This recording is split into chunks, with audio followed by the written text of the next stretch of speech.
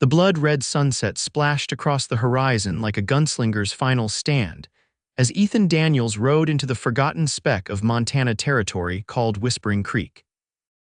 His horse, a dust-covered Palomino, trudged wearily along the rutted trail that passed for a main street in this desolate corner of the frontier. The year was 1875, and the promise of gold and opportunity that had lured so many westward was already fading like yesterday's dreams. Ethan's hand instinctively rested on the worn handle of his Colt revolver as he scanned the quiet buildings. 27 years of hard living had taught him caution. His once fine shirt was travel-stained, and several days' worth of stubble shadowed his sun-weathered face. He'd left Denver 3 weeks ago with little more than his horse, his gun, and the nagging sense that a man could outrun everything except himself. The small town appeared peaceful enough at first glance: a mercantile, a saloon with peeling paint, a modest church, and scattered houses spreading outward from the main street. But Ethan's experienced eye caught the telltale signs of recent trouble: hastily repaired windows, bullet holes in the livery stable's wall, and the wary glances from the few townsfolk still on the street as dusk approached. He dismounted outside the saloon, his boots raising small puffs of dust as they hit the ground. The weathered sign overhead read "The Lucky Nugget," though luck seemed in short supply in these parts. His throat felt like sandpaper, and the prospect of whiskey and information drew him toward the swinging doors. "Wouldn't go in there if I were you, mister," came a gravelly voice. Ethan turned to see an elderly man with a silver beard sitting on a bench outside the general store. "And why's that?" Ethan asked, keeping his voice neutral. "Carlson boys are in there, mean as rattlers and twice as quick to strike. Been causing trouble since they rode in last week." The old man spat a stream of tobacco juice into the dirt. "Town's been on edge ever since the marshal took a bullet." Ethan nodded his thanks and led his horse toward the small livery stable instead. He'd faced men like the Carlsons before, cruel, dangerous men who preyed on the weak. But tonight, he was just looking for a place to sleep before continuing on to wherever the trail might lead him next.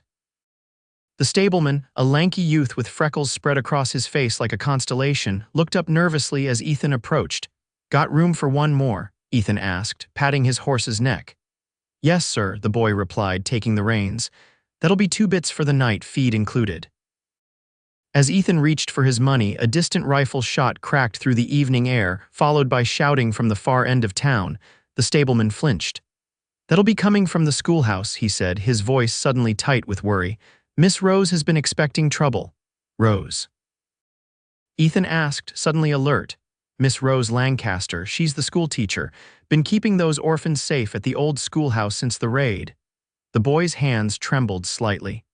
"Carlson gang's been threatening to burn it down. They say one of those kids saw something he shouldn't have." Ethan's jaw tightened. He'd planned on a quiet night, not another fight, but something about the situation, about a lone woman protecting children against men like the Carlsons, stirred something inside him he thought had died long ago. "Where's the schoolhouse?" he asked, checking his revolver. "End of town, past the church, but mister, there's 5 of them Carlsons. Even with Miss Rose and her rifle, they don't stand much chance." Ethan handed the boy the money for his horse. "Take good care of him," he said, already turning toward the direction of the schoolhouse. "He's earned his rest." The schoolhouse sat on a low hill at the edge of town, a simple white clapboard building with a small bell tower. As Ethan approached cautiously through the gathering darkness, he could see a flicker of lamplight through the windows. Another shot rang out, this time from inside the building, followed by a man's angry curse. Ethan crouched low, moving from shadow to shadow until he reached the side of the schoolhouse. Peering through a window, he saw a woman standing resolutely at the front door, a Winchester rifle held confidently in her hands. Her dark auburn hair was coming loose from its pins, and her blue dress was smudged with dirt. But her stance was unwavering as she aimed the rifle through the partially open door. Behind her, huddled against the back wall, were 7 children of various ages, from what looked like a 4-year-old boy clutching a ragged stuffed bear to a teenage girl who held a small revolver with trembling hands. "I've warned you twice now, Carlson." The woman called out, her voice steady despite the danger. "The next shot won't go over your head, A harsh laugh came from the darkness outside. "You can't stay in there forever, Miss Lancaster. Those brats need to eat sometime, and we ain't leaving till we get what's ours." Ethan assessed the situation quickly. From the voices, he could tell there were at least 3 men positioned around the front of the schoolhouse. If the stableman was right about there being 5 altogether, that meant 2 more could be circling around back. As if confirming his thoughts, Ethan heard the crunch of boots on gravel coming around the corner. Drawing his revolver, he pressed himself against the wall and waited. When the first man appeared, Ethan brought the butt of his gun down hard on the back of the man's head. The second man barely had time to reach for his weapon before Ethan's fist connected with his jaw, sending him sprawling unconscious beside his companion. With 2 down, Ethan moved quickly to the front of the building. 3 men stood in the yard, partially concealed behind trees and a water trough. The largest of the 3, presumably Carlson himself, was aiming a rifle at the schoolhouse door. "Last chance, schoolmarm," Carlson shouted. "Send out the Morgan boy and maybe we'll let the rest of you live." Ethan stepped into the open, his revolver trained on Carlson. "Evening, gentlemen," he said calmly. "Seems to me the lady made her position clear." The 3 men whirled, and for a moment silence hung in the air like gunsmoke. Then Carlson sneered, taking in Ethan's dusty appearance. "This ain't your fight, stranger. Ride on if you know what's good for you." "Well now," Ethan replied, "I was planning on a quiet night, but I've never been one to leave a lady and children in distress. So here's what's going to happen. You're going to mount up and ride out of this town tonight." One of Carlson's men, a wiry fellow with a pockmarked face, spat on the ground. "There's 3 of us and 1 of you, mister." "2," came a woman's voice, and Ethan realized the schoolteacher had moved to the doorway, her rifle now aimed steadily at Carlson. "And I don't miss at this range."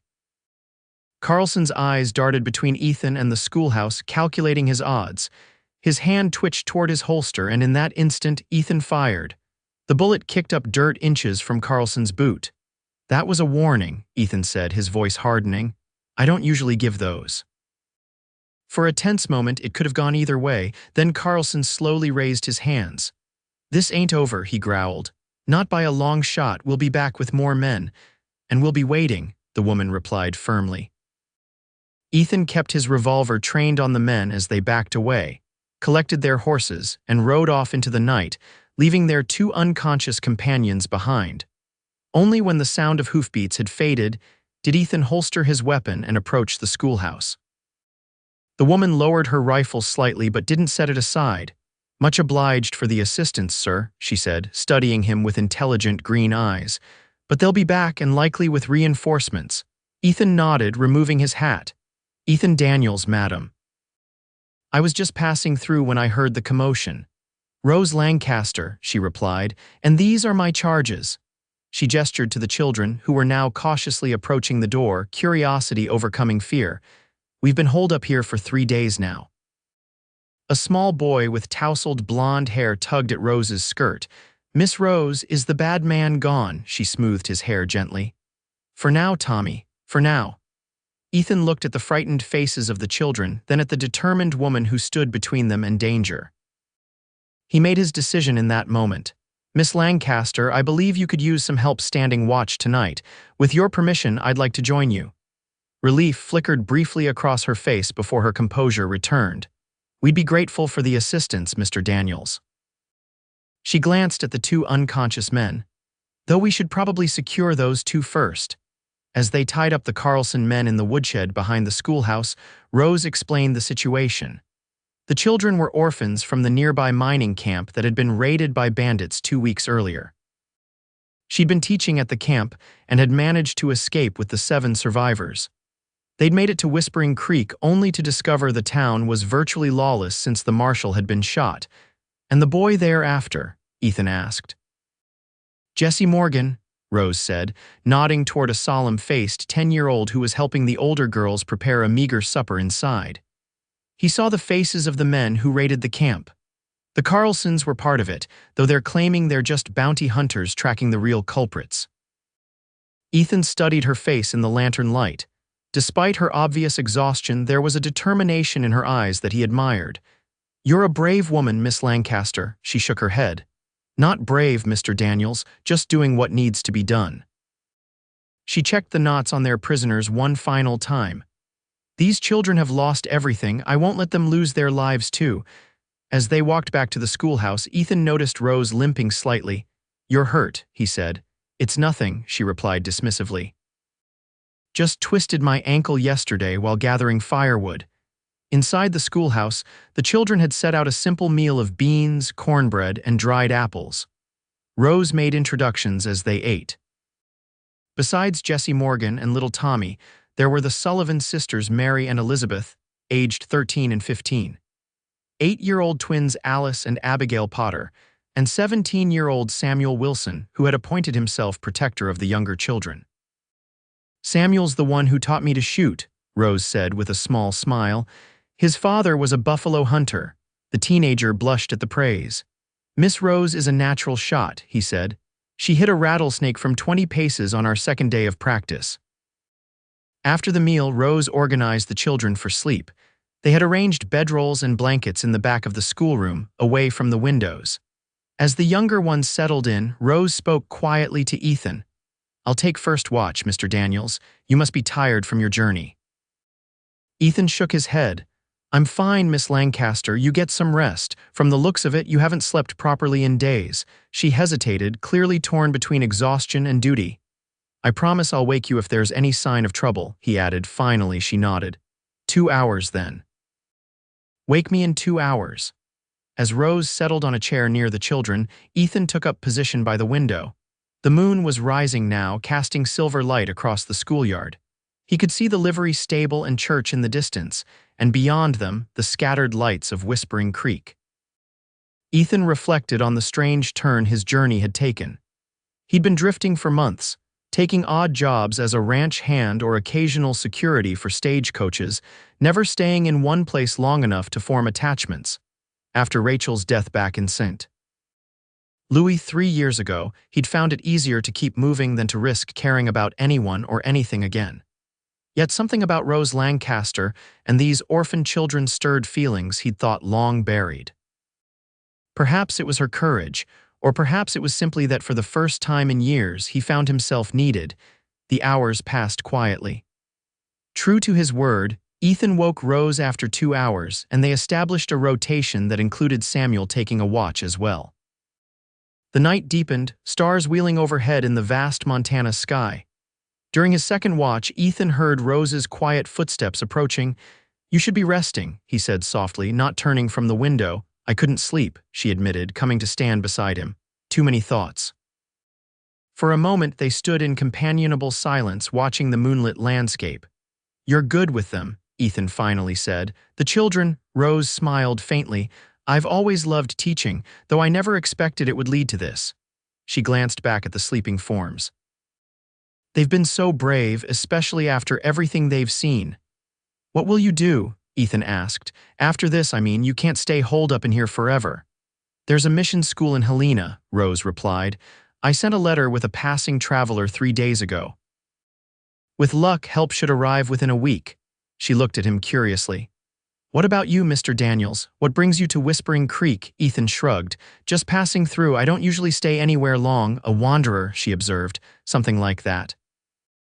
Rose seemed to sense his reluctance to elaborate. "Well, whatever your reasons for being here, I'm grateful for them." She touched his arm lightly, then moved back to her bedroll. Ethan remained at the window, but his thoughts were no longer on the moonlit yard. Instead, he found himself thinking of Rose Lancaster, with her steady hands and unwavering courage. It had been a long time since he'd met anyone like her.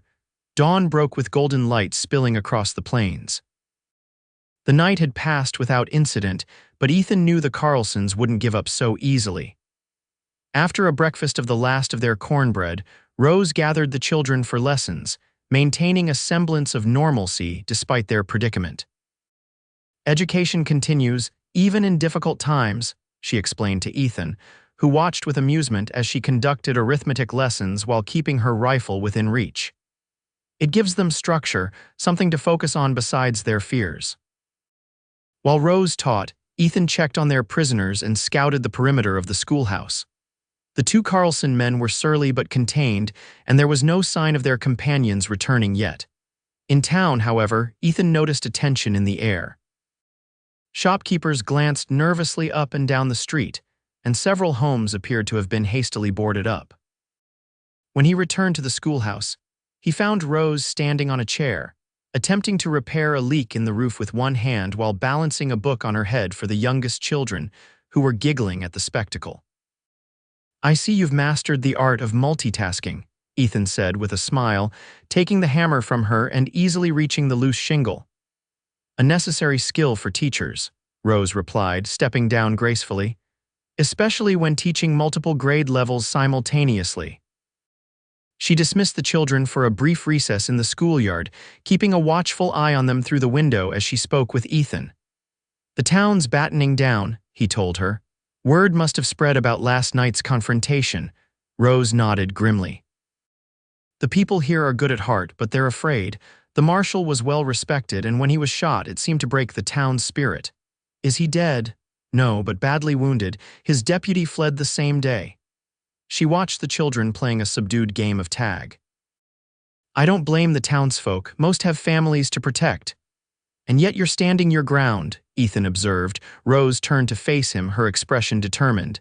"These children have no one else, Mr. Daniels. If I don't protect them, who will?"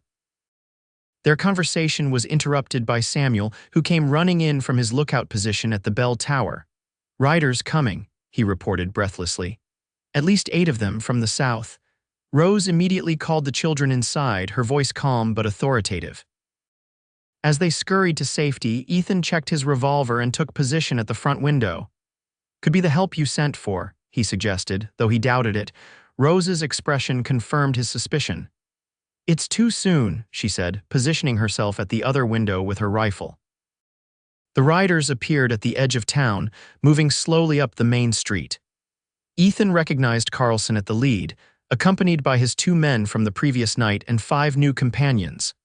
They were heavily armed, with rifles and revolvers prominently displayed.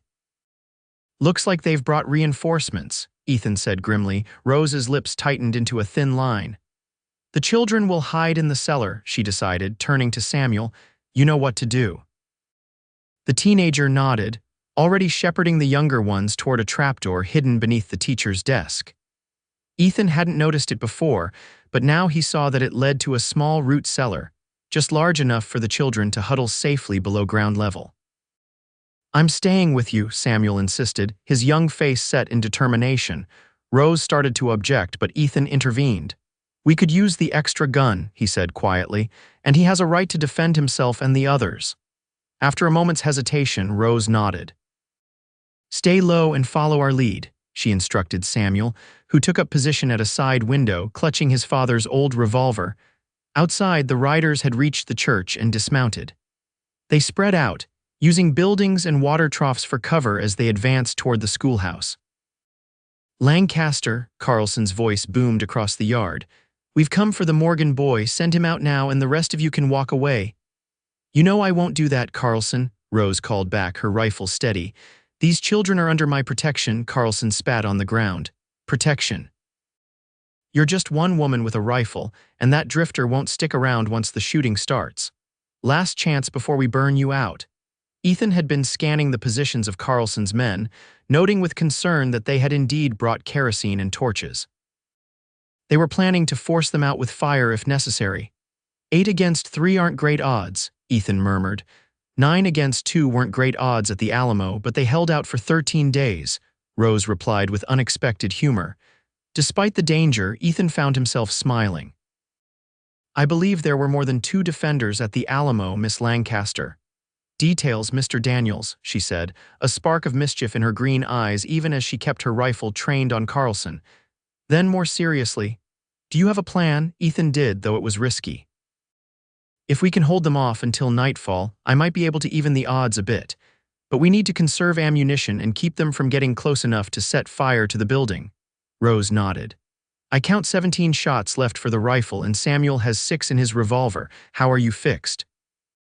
12 in the Colt, plus another cylinder in my pocket," Ethan replied. "Let's make them count." The standoff continued through the afternoon. Carlson's men made several attempts to rush the schoolhouse, but precise shots from Rose and Ethan forced them back each time. By unspoken agreement, they aimed to wound rather than kill when possible, though Ethan had to admit that Rose's marksmanship was impressive. She didn't waste a single bullet. As the sun began to set, turning the sky a fiery orange, Carlson grew more agitated. "This ends tonight, Lancaster," he shouted. "We're coming in, and anyone who tries to stop us is dead." Rose glanced at Ethan. "What's your plan for evening the odds?" Ethan checked his revolver one final time. "I'm going to circle around behind them. If I can create enough confusion, you might be able to get the children to the church. The stone walls there would provide better protection." Rose's eyes widened. "That's suicide, Mr. Daniels."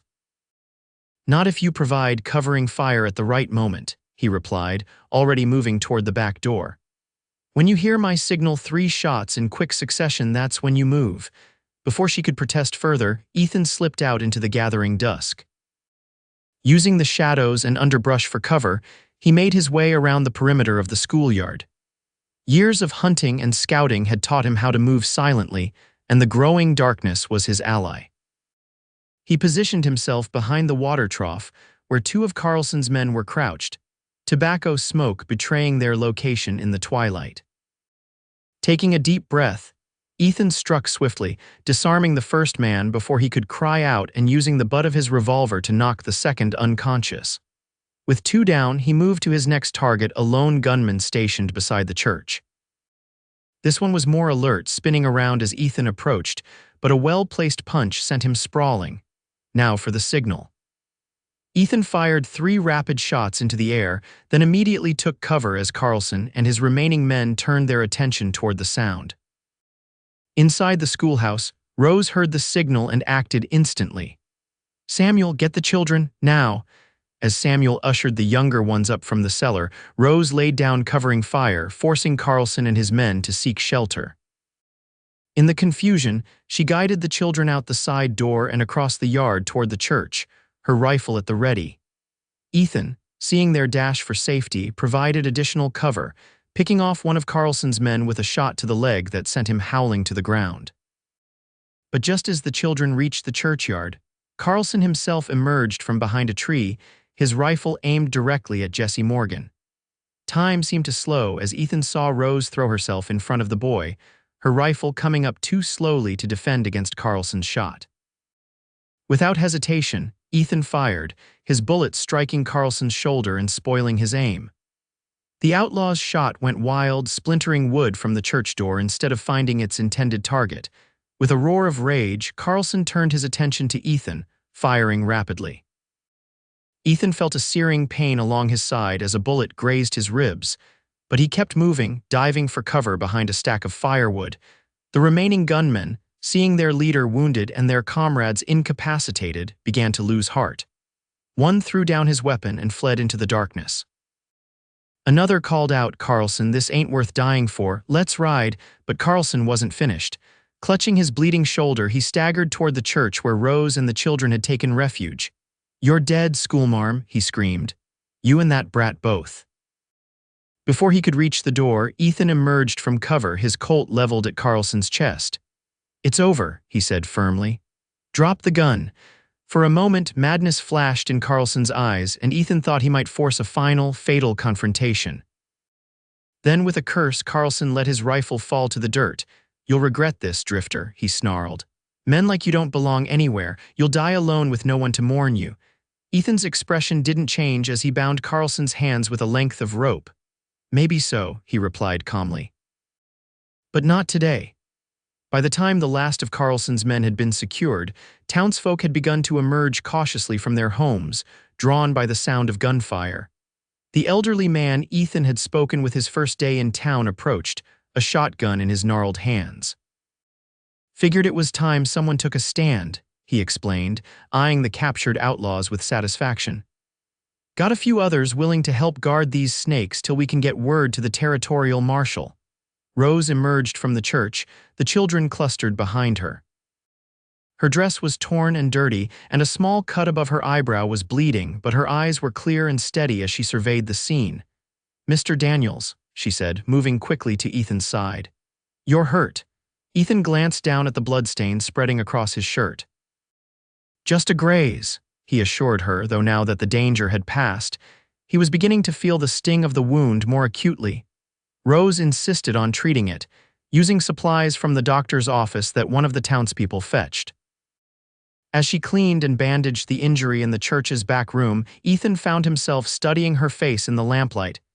"You could have been killed," he said quietly. Rose's hands paused briefly in their work. "So could you," she countered, resuming her careful ministrations. "Yet here we both are. Why did you do it? Throw yourself in front of the boy like that?" She met his gaze, her expression softening.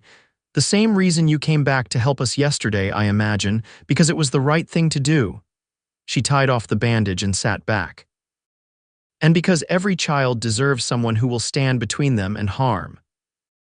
Something in her words struck a chord in Ethan's heart, reminding him of things he'd tried to forget of his own childhood in an Ohio orphanage, of the teacher who had shown him kindness when no one else would, of the man who had eventually taken him in and taught him to ride and shoot and survive in a world that often seemed indifferent to suffering.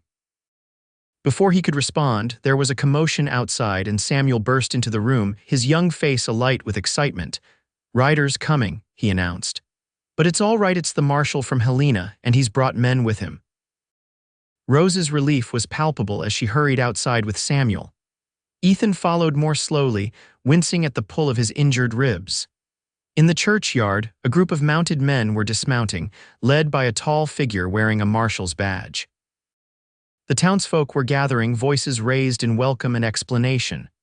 "Marshal Taylor," Rose greeted the lawman. "Your timing is impeccable." The marshal tipped his hat.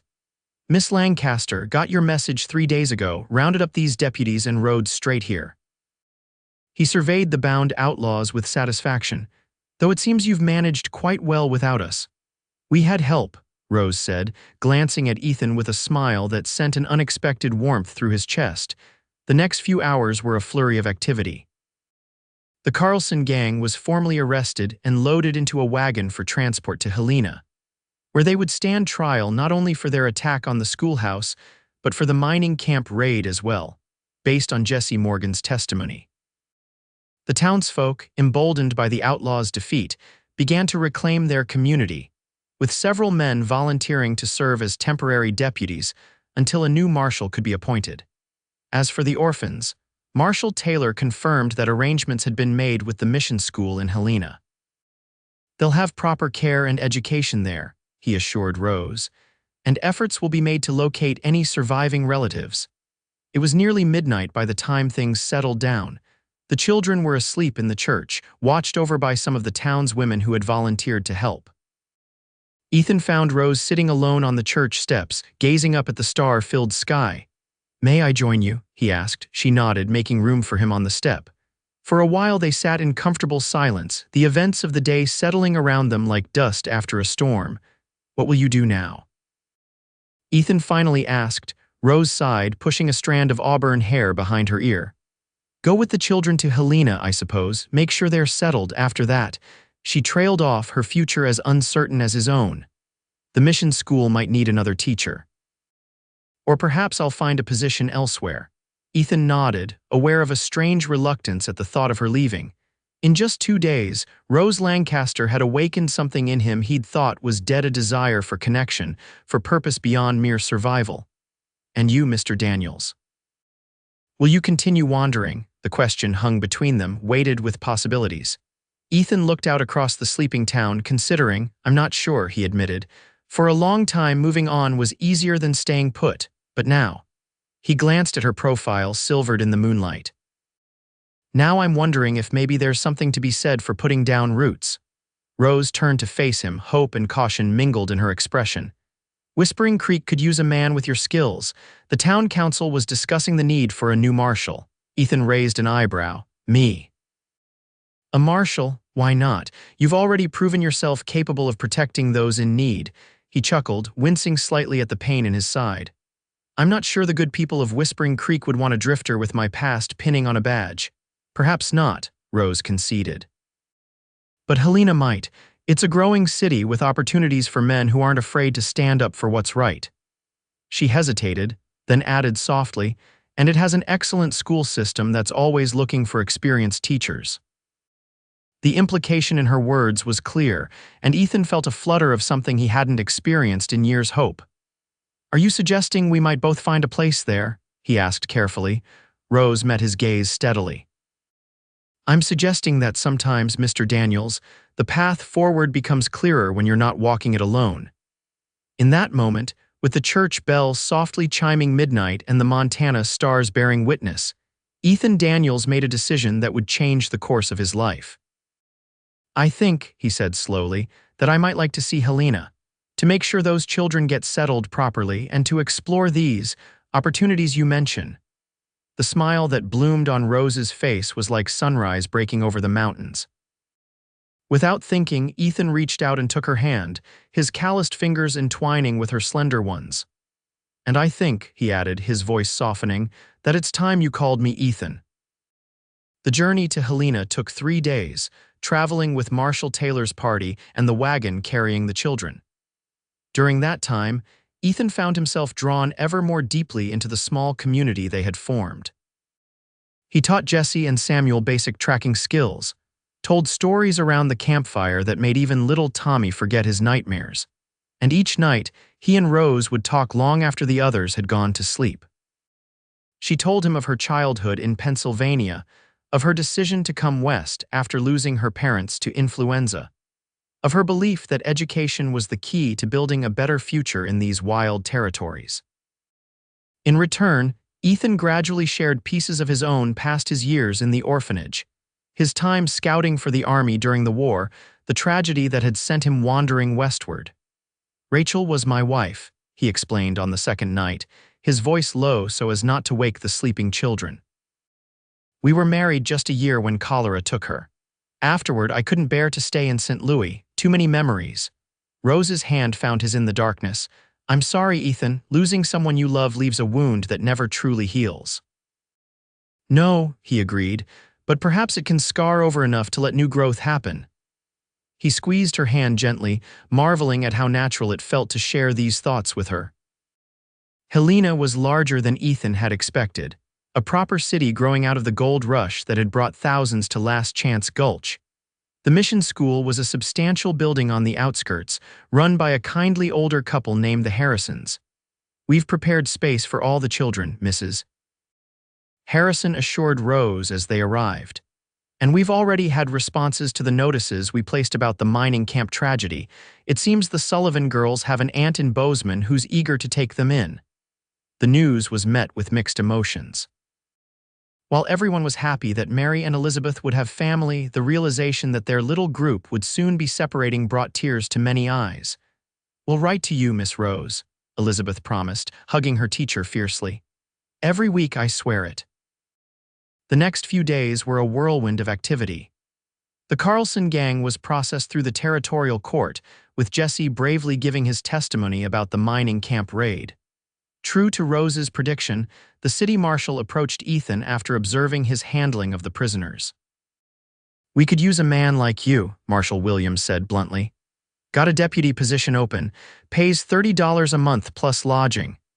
Ethan was tempted, but before committing, he sought out Rose, who was meeting with the school superintendent about a teaching position. "They've offered me a classroom," she told him, her eyes bright with excitement. "3rd and 4th grade, I could start next month after I help settle the children." "That's wonderful," Ethan said sincerely. "You're an exceptional teacher, Rose. Those students will be fortunate to have you." She studied his face, seeming to sense his news. "And you, has Marshal Williams made his offer?" Ethan nodded. "Deputy Marshal, it's good work, important work." "But," Rose prompted, hearing the hesitation in his voice. Ethan took a deep breath. "But I need to be sure it's what I want. That I'm staying for the right reasons, not just because." "Because of me," Rose finished softly. "Yes," Ethan admitted. "Rose, these past few days with you I've felt more alive than I have in years, but I don't want to rush into something and risk disappointing both of us." Rose's expression was thoughtful. "What if you gave yourself some time? The marshal said the position remains open for another 2 weeks. You could use that time to get to know Helena, to be sure it's a place you could call home." It was a sensible suggestion, and Ethan agreed. For the next week, he explored the city, talking with shopkeepers and residents, getting a feel for the community. He helped the Sullivan girls prepare for their journey to their aunt in Bozeman and spent time with the other children, who were gradually adjusting to life at the mission school. And each day, he found himself drawn back to Rose. They walked together through the city parks, attended a local theater production, shared meals at a small cafe near the school. With each passing hour, the idea of parting ways became increasingly unthinkable. 10 days after arriving in Helena, Ethan was helping Samuel construct a birdhouse behind the mission school when Rose approached, a letter in her hand and a troubled expression on her face. "What is it?" Ethan asked, setting down his hammer. "News from Whispering Creek," she said, handing him the letter. "It seems the town council has appointed a new marshal, that elderly gentleman with the silver beard, Mr. Peterson, but there's been trouble with some of Carlson's associates. They're threatening the town, demanding Carlson's release." Ethan frowned as he read the letter. Peterson's a good man, but he's too old to handle this kind of threat alone. Rose watched him carefully. "You're thinking of going back?" It wasn't a question, but Ethan nodded anyway. "Those people stood with us when it mattered. I can't abandon them now." "I understand," Rose said, and he could see that she truly did. "When will you leave?" "First light tomorrow," Ethan decided. "If I ride hard, I can be there in 2 days." Rose nodded, her expression resolute. "I'll come with you." "Rose, no, it's too dangerous." "Those are my friends too, Ethan, and besides," she added with a hint of her characteristic determination, "I'm an excellent shot, remember?" Despite his concerns, Ethan couldn't help but admire her courage. "There's no talking you out of this, is there?" "None whatsoever," Rose confirmed with a smile that didn't quite reach her eyes. "I'll make arrangements for the children and be ready at dawn." That evening, as they explained their decision to the Harrisons and the children, Ethan was struck by how quickly these people had become important to him. The younger children clung to Rose, reluctant to let her go even temporarily, while Samuel pulled Ethan aside for a private word. "Take this," the teenager said, pressing his father's revolver into Ethan's hand. "For luck." "Samuel, I can't, please," Samuel insisted. "You'll need all the help you can get, and this way it's like I'm there too, helping to protect Miss Rose." Touched by the gesture, Ethan accepted the weapon. "I'll bring it back to you," he promised.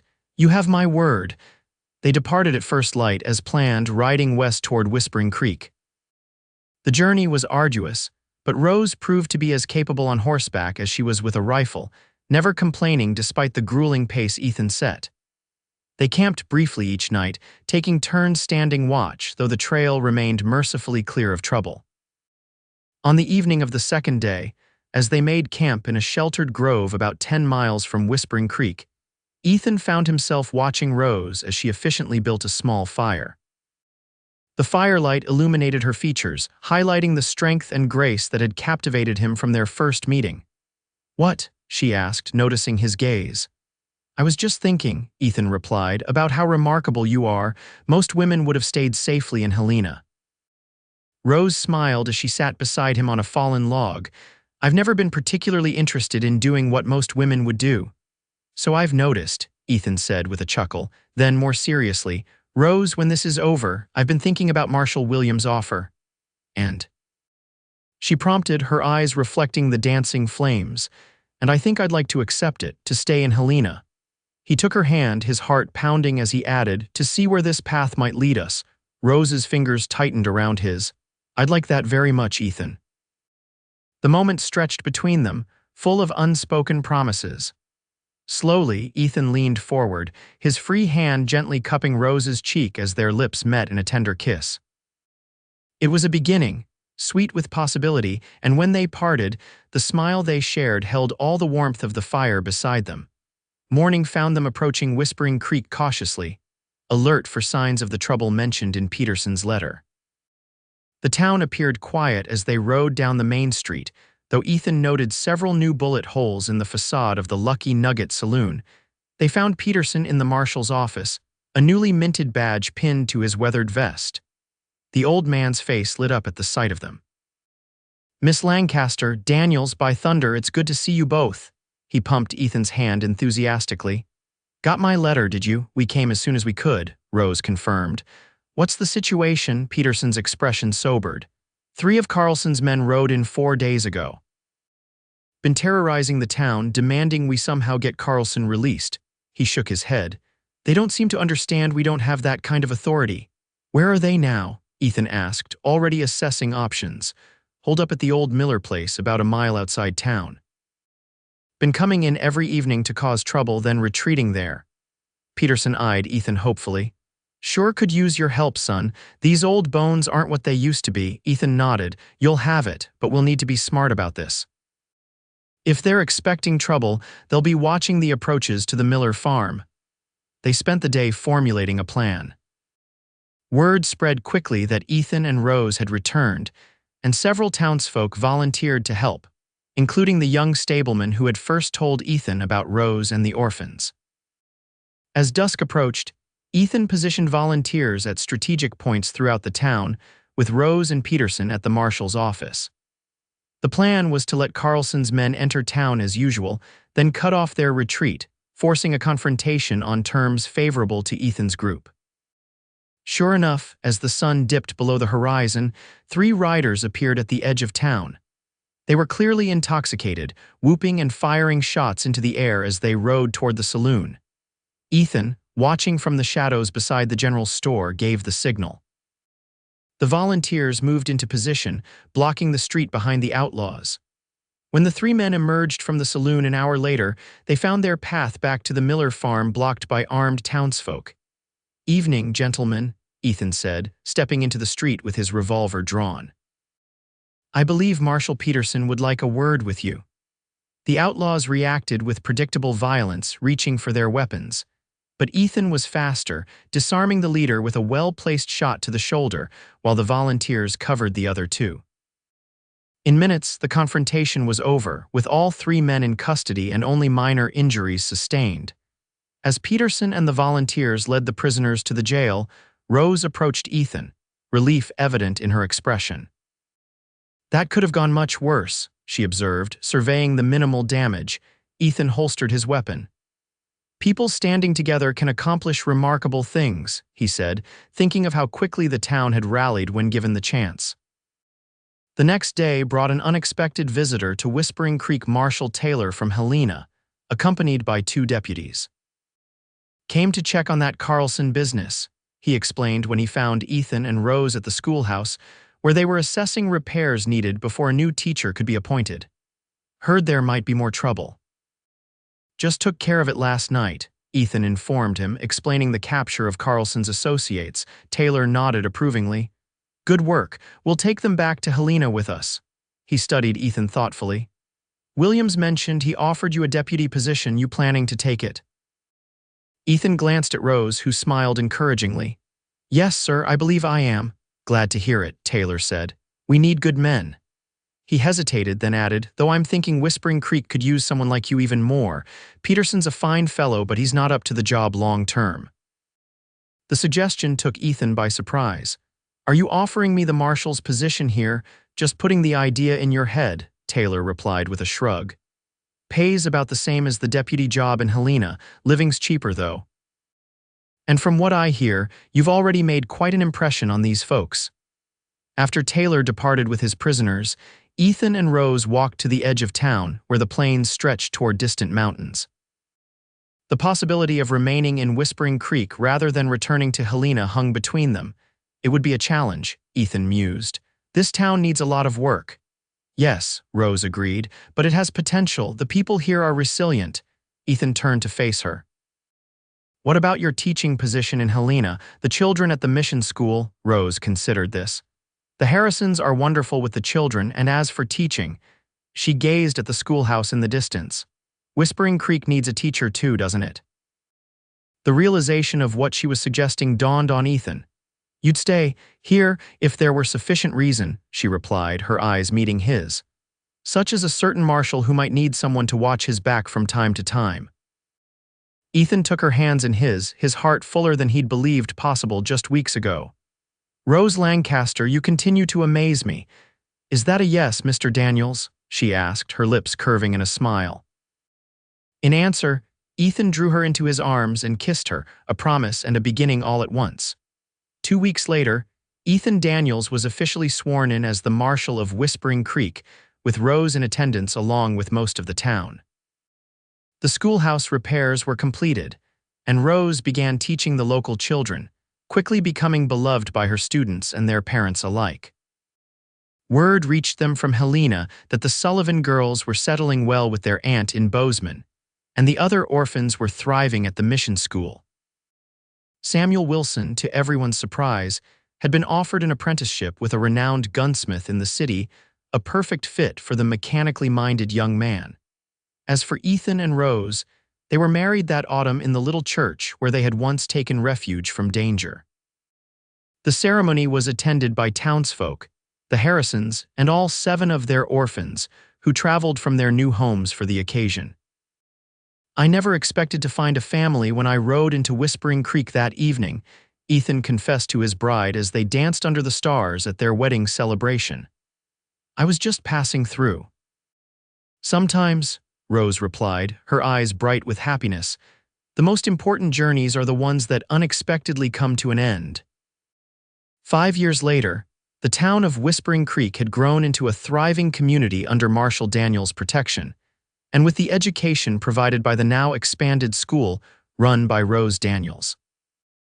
Their home on the edge of town, once the old Miller place reclaimed from neglect, was filled with the laughter of their own children, 3-year-old twins James and William, and infant daughter Rachel, named for the woman whose memory had once driven Ethan to wander but now formed part of the foundation of his new life.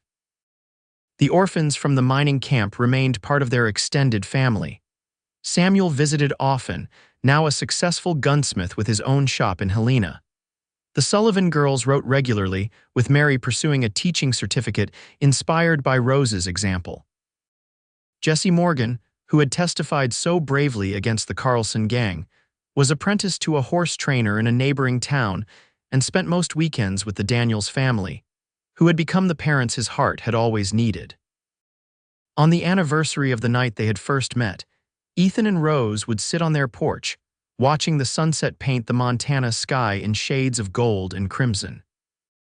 They would remember the desperate stand at the schoolhouse, the night a drifting cowboy had found a courageous woman guarding orphans with a rifle, and had joined her watch until morning, a watch that in many ways had never ended.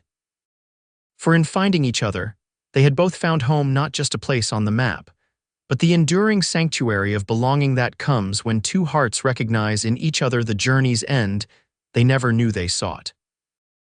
And in the wild, untamed beauty of the Montana Territory, where danger and opportunity walked hand in hand, their love story became part of the land itself, as enduring as the mountains, as life-giving as the rivers, and as full of promise as the endless western sky.